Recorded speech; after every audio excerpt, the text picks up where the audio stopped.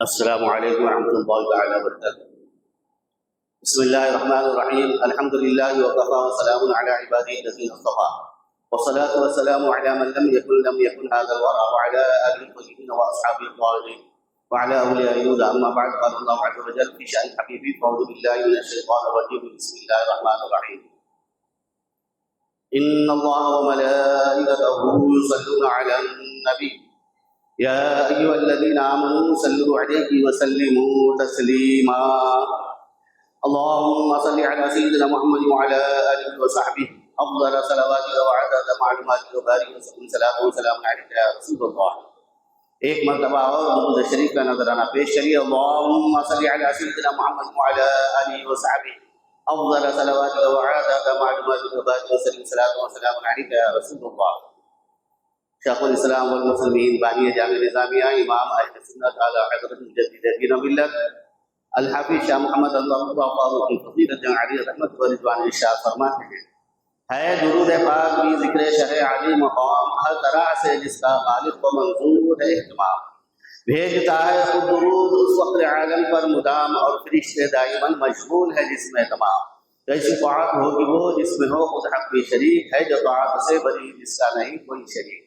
ایک مرتبہ اور بآواز بلند جھوم جھوم کر درود شریف کا نذرانہ پیش کریے، اللهم صل علی سیدنا محمد وعلی آلہ وصحبہ افضل صلوات وعدد معلومات وبارک وسلم، صلاۃ وسلام علیک یا رسول اللہ۔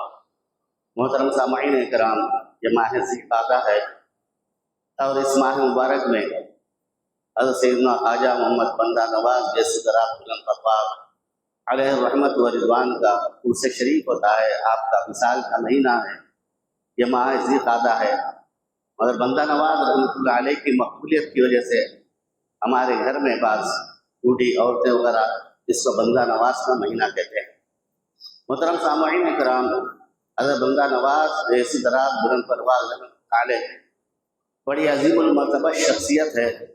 آپ نے 105 سال کی عمر پائی، اور اس میں آپ نے 105 کتابیں تصنیف فرمائی۔ آپ ابتدا سے ہی علم کا شوق تھا، ابتدائی سے قرآن کی تعلیم حاصل کی، حافظ قرآن ہوئے، اور پھر اس کے بعد کئی کتابیں آپ نے دین کے، قرآن کے، حدیث کے آپ نے پڑھ لی۔ اس کے بعد کچھ اکتاہٹ محسوس ہوئی، تو آپ مرید ہو چکے تھے حضرت خواجہ نصیر الدین چراغ دہلوی رحمۃ اللہ علیہ کی۔ تو آپ سے عرض کیا کہ حضرت سلوک طے کرنا چاہتا ہوں، سلوک طے کروائیے۔ تو حضرت نے فرمایا نہیں، ابھی جو سو رہی ابھی فلاں فلاں کتاب پڑھو، حالانکہ بہت ساری کتابیں پڑھ لیے تھے۔ تو پھر آپ نے اور فقہ کی کتابیں، تفسیر احادیث اور فقہ کی کتابوں کو پڑھا۔ پیر و مرشد کی صحبت میں رہا کرتے تھے۔ تو حضرت بندہ نواز رحمۃ اللہ علیہ فجر کی نماز کے بعد جب اشراق کا وقت ہوا، حضرت نصیر الدین چراغ دہلوی رحمۃ اللہ علیہ سے ملے، تو حضرت نے ارشاد فرمایا کہ بابا کیا تم وضو سے ہو؟ تو آپ نے عرض کیا کہ ہاں میں وضو سے ہوں۔ تو آپ نے فرمایا 2 رکعت اشراق کے پڑھ لو۔ محترم سامعین اکرام، اولیاء اکرام کے حالات میں آتا ہے کہ وہ اکثر ہمیشہ باوضو رہا کرتے تھے، جیسے ہی وضو ٹوٹ جاتا تھا باوضو رہا کرتے تھے، بلکہ بعض بزرگوں کے تعلق سے تو یہ آیا ہے کہ وہ عشاء کی نماز کے وضو سے فجر کی نماز ادا کرتے تھے۔ کہ اس لیے کہہ رہا ہوں کہ وضو کی بہت بڑی فضیلت ہے، باوضو ہمیں رہنا چاہیے۔ اب تو یہ حال ہے کہ ہمارے بعض نوجوانوں کا، بعض حضرات کا، یہ طہارت بھی جو ہے طہارت بھی نہیں رہتی ان کی۔ طہارت سے رہنا، الطہور شطر الایمان، باقی آدھا ایمان ہے۔ پھر وضو سے رہا کرنا چاہیے۔ وضو کی بہت بڑی برکتیں ہیں، وضو کی بہت بڑی فضیلتیں ہیں، وضو سے بہت زیادہ رحمتوں کا نزول ہوتا ہے۔ وضو سے رہنے کی وجہ سے ہمارے جان و مال کی حفاظت ہوتی ہے، اور باوضو اگر کوئی سو جاتا ہے تو اس کو برے خواب نہیں پڑتے، اور اگر اس کا انتقال ہو جائے تو شہید کا ثواب اسے ملتا ہے۔ اور آپ کے ہماری ساری کائنات کے آقا مولا محمد مصطفیٰ احمد مصطفیٰ صلی اللہ علیہ وسلم سے اس صحابہ نے عرض کیا کہ یا رسول اللہ صلی اللہ علیہ وسلم آپ اپنی امت کو قیامت کے دن کس طریقے سے پہچانیں گے؟ تو اللہ کے رسول صلی اللہ علیہ وسلم نے ارشاد فرمایا میں اپنی امت کو وضو کا جو نور ان کے چہرے سے چمک رہا ہے اس سے پہچانوں گا۔ یہ فضیلت ہے تو باوضو رہنا چاہیے، ہمیں وضو کا اہتمام کرنا چاہیے۔ اب اس کے بعد دیکھیں حضرت بندہ نواز دلن پروان رحمۃ اللہ علیہ پیر مفتی سے پھر ملتے ہیں تو آپ کہتے ہیں کہ بابا فجر کے بعد، تو فجر کے بعد جو جب اشراق بھی پڑھ لیا حضرت نے فرمایا تو اب اشراق کے پابند ہو گئے، ایک مرتبہ فرمایا بار بار نہیں، ایک ہی مرتبہ میں اشراق کے پابند ہو گئے۔ پھر اس کے بعد ارشاد فرمایا کہ آپ وضو سے ہیں؟ بولے ہاں وضو سے ہیں۔ بولے 2 رکعت شکر النہار پڑھ لو، دن کا شکرانے کے طور پر 2 رکعت پڑھ لو، تو آپ اس کے پابند ہو گئے۔ پھر حضرت ایک مرتبہ فرمایا کہ وضو سے ہو، فجر کی جماعت نماز پڑھی، پھر اشراق پڑھ لیے، پھر جو شکر النہار پڑھ لیے، اس کے بعد فرمایا وضو سے ہو؟ بولے ہاں۔ تو آپ نے ارشاد فرمایا کہ 4 رکعت چاشت کے پڑھ لیا کر۔ میں یہ نہیں کہی تھا کہ بعد میں پڑھو، ابھی پڑھ لو تمہاری چاشت نہ ہو، آپ اس کے بھی پابند ہو گئے۔ تو دیکھیے کس طریقے سے بزرگ پیروں اپنے مریدی کا جو اس کا مقصد کیا ہے کہ دیندار بننا، دیندار بنانا ہے، مگر آج ایک ہم اس کو صرف رسم سمجھ لیے ہیں، ایسا نہیں ہونا چاہیے۔ محترم سامعین اکرام، حضرت بندہ نواز یسو دراز بلند پرواز رحمۃ اللہ علیہ ایک مرتبہ ایک صاحب سے کچھ صاحب بھی بیٹھے تھے، ان سے پوچھا کہ دنیا بہتر ہے یا آخرت بہتر ہے؟ تو سب نے کہا کہ حضرت آخرت بہتر ہے، کہا کہ آخرت بہتر ہے۔ آج ہم میں سے بھی کسی سے بھی کہا جائے وہ باشعور ہے تو اس سے پوچھا جائے کہ دنیا بہتر ہے یا آخرت بہتر ہے، تو سب یہی کہیں گے آخرت بہتر ہے۔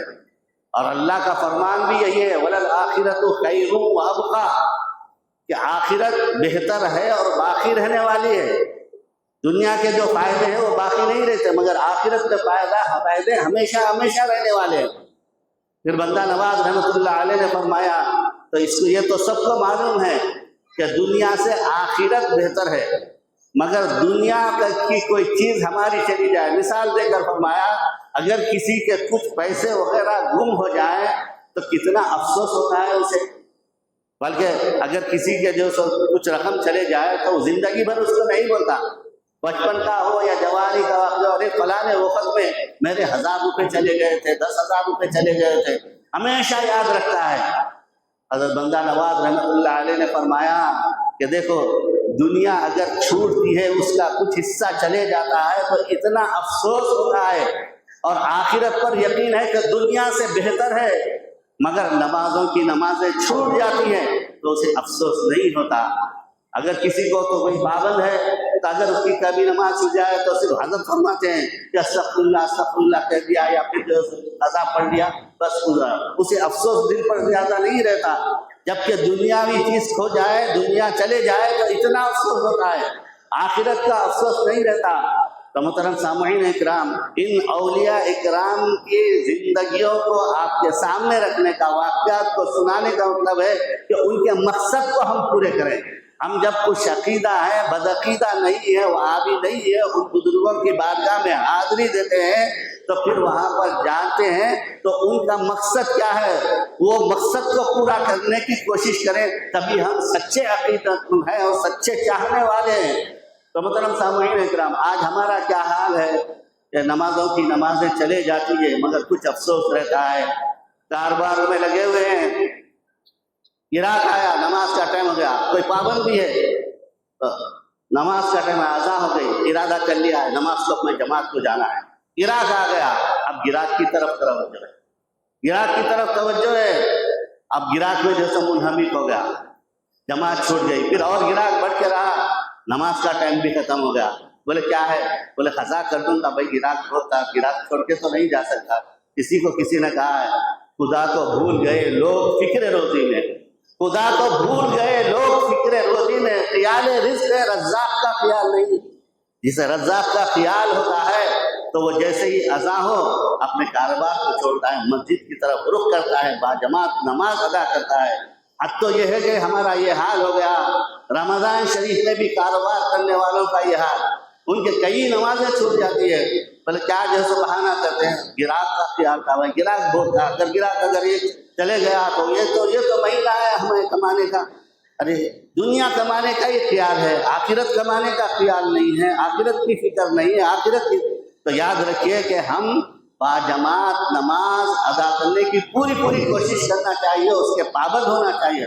حضرت بندہ نواز غوث الدین پروازؔ رحمۃ اللہ علیہ کی بارگاہ میں جائیے، وہاں پر ایک تختی لگی ہوئی آپ کی نصیحتوں کی، تو اس میں سب سے پہلے کیا نصیحت ہے کہ 5 وقت کی نماز باجماعت ادا کرو، یہ نصیحت ہے۔ اور بھی نصیحتیں ہیں تو آپ دیکھیے، آپ پڑھیے، اور باجماعت نماز ادا کرو۔ تو یاد رکھیے کہ نماز کی بہت اہمیت ہے۔ پھر ہر چیز میں ہم شریعت کو مربوط رکھنا چاہیے۔ بندہ نواز رحمۃ اللہ علیہ نے ہمیشہ شریعت کی طرف توجہ دلائی ہے کہ ہمارا خیال ہمیشہ شریعت کی طرف رہنا چاہیے، ہم کچھ بھی عمل کریں تو شریعت کی طرف ہمارا خیال، ہماری توجہ رہنا چاہیے۔ آج دیکھیے کہ نکاح کی محفلیں ہوتی ہیں تو پہلے دن کیا رہتا ہے، نوشاد ٹوپی بھی رہتی ہے، اچھا ہمامہ بھی بن لیتے ہیں، اور لباس بھی جو ایسا معلوم ہوتا ہے کہ اسلامی لباس ہے۔ اب ہولی میں کے دن کیا رہتا ہے، سوٹ بوٹ ہے، آنے والے بھی ویسی، پہلے دن آتے ہیں تو ایک اسلامی طریقے پہ آتے ہیں، دوسرے دن آتے ہیں تو ان کا جو چہرہ ہی بدل جاتا ہے، پورا انداز ہی بدل جاتا ہے۔ تو کیا شریعت صرف پہلے دن کے لیے تھی، دوسرے دن کی نہیں؟ ارے وہ بھی تو مصنون ہے نا، اس طرف بھی جو ہماری توجہ ہونا چاہیے۔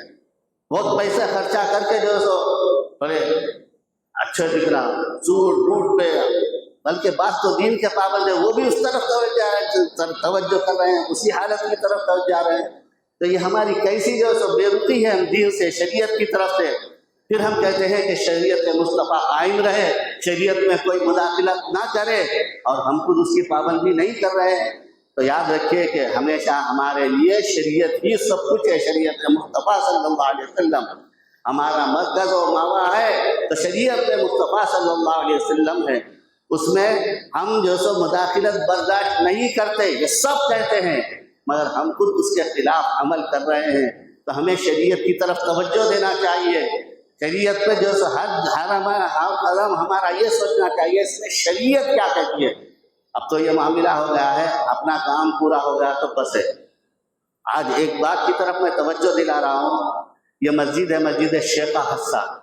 شیخ حسہ کے سامنے زمین ہے، کھلی زمین ہے، اس کے اچھے مقصد کے لیے آگے استعمال کرنا ہے، دینی مدرسے کے لیے یا کچھ اور کے لیے، مگر قبرستان کی دیوار ٹوٹ گئی ہے اور توڑ ڈالا گیا ہے، ٹوٹ گئی ہے، توڑ ڈالا گیا ہے، گیٹ کو توڑ ڈالا گیا ہے، اب اس کی حد بندی نہیں ہو رہی ہے۔ اب ارادہ کیا ہے کہ وہ جگہ ختم ہونے کے بعد قبروں کے پھر ادھر گھس جائے۔ ارے وقت کا منشا وہ نہیں ہے، وقت کا منشا اس کی حد بندی قبرستان اسی طرف تک، اسی حد تک ہے، مگر اب ادھر آنا چاہ رہے ہیں۔ تو میں آپ لوگوں سے توجہ دلا رہا ہوں، اپیل کر رہا ہوں، یاد رکھیے کہ اگر آپ کے گھر میں کسی کا انتقال ہو جائے اور وہ جو دیوار بنی ہوئی تھی اس سے ادھر ہٹ کر اگر تدفین کے لیے کوئی جگہ دے رہا ہے یا آپ جگہ حاصل کرنے کی کوشش کر رہے ہیں تو یہ ناجائز جو ہے تو آپ کی تدفین ہو رہی ہے، ایسی تدفین نہیں ہونا چاہیے۔ اور جو ذمہ دار ہے ان سے بھی کہتا ہوں میں کہ لاپرواہی اچھی نہیں ہے، وہ دیوار کو اٹھا لیجیے، گیٹ کو بٹھا دیجیے، انتظامیہ بھی اس طرف توجہ کرے، اور جو یہاں کے جو سیاسی قائدین ہیں جو اثر و رسوخ رکھتے ہیں تو شریعت کے بقا کے لیے وقف منشا کے خلاف کام نہ ہو، اس کے لیے انہیں چاہیے کہ جو سو وہ دیوار اور گیٹ اٹھا دیں تاکہ جو سو شریعت کا حکم باقی رہے۔ اور آپ بھی اس کے ذمہ دار ہیں، آپ بھی توجہ دلانا چاہیے اس طرف کہ یہ جو شریعت کے خلاف عمل ہو رہا ہے ایسا نہیں ہونا چاہیے۔ اور جو حسن عبید صاحب ہے وہ بھی مسلمان ہیں، انہیں بھی آخر میں جو سو دفن ہونا ہے، پھر قبر میں جا کے کیا جواب دیں؟ اگر کل کے دن ادھر کوئی ایک قبر کی بھی انہوں تدفین کر دے تو اس کے بھی جو سو انہوں بھی گنہگار رہیں گے۔ محترم سامعین اکرام، بہت سارے قبرستانیں ہیں، آپ اس طرف توجہ دیجیے، ابھی وہاں پر جگہ ہے۔ یہ منشاء وقت کے خلاف ہم خود جا رہے ہیں اور کہہ رہے ہیں کہ حکومت منشاء وقت کے خلاف کام کر رہی ہے، اس میں مداخلت کر رہی ہے، ہمیں احتجاج کر رہے ہیں، مگر ہم خود ہمارے مساجد میں، ہمارے قبرستانوں میں کتنے قبرستانوں کو تباہ برباد کر دیے، وہاں پر جو سو پلاٹنگ ہو گئی، وہاں پر بلڈنگیں قائم ہو گئی، تو اب مسئلہ یہ کہ اب یہ یوگی مودی کا رول ہم ادا کر رہے ہیں یا نہیں کر رہے ہیں؟ تو یاد رکھیے کہ پہلے ہمیں اپنے آپ کو درست کرنا ہے، اپنے آپ کو سدھارنا ہے، پھر اس کے بعد جب ہم آگے بڑھیں گے تو پھر ہمیں کامیابی ملے گی۔ اب ہم خود عمل نہیں کریں گے اور جائیں گے تو وہ لوگ بھی سمجھ جاتے ہیں یہ ان کی تھوڑے دن کی چیخ و پکار ہے، اس کا سب معاملہ ٹھنڈا ہو جائے گا۔ تو یاد رکھیے کہ شریعت کے تحفظ کے لیے پہلے خود عمل کرنا ہے اور اس کے بعد اس کے لیے آگے بڑھنا ہے۔ دعا ہے کہ پروردگار ہم تمام کو صراط مستقیم مسلک حق اہل سنت و جماعت پر قائم و دائم رکھے۔ یا خدا جس میں جب تک کہ ہماری جان رہے تجھ پہ صدقے تیرے محبوب کا قربان رہے، کچھ رہے یا نہ رہے، پر یہ دعا ہے کہ امین نظر و سلامت ہمارا ایمان رہے۔ وصلی اللہ تعالی علی خیر خلقہ ونور عرش سیدنا محمد وعلی آلہ وصحبہ اجمعین برحمتہ یا ارحم الراحمین والحمد للہ رب العالمین۔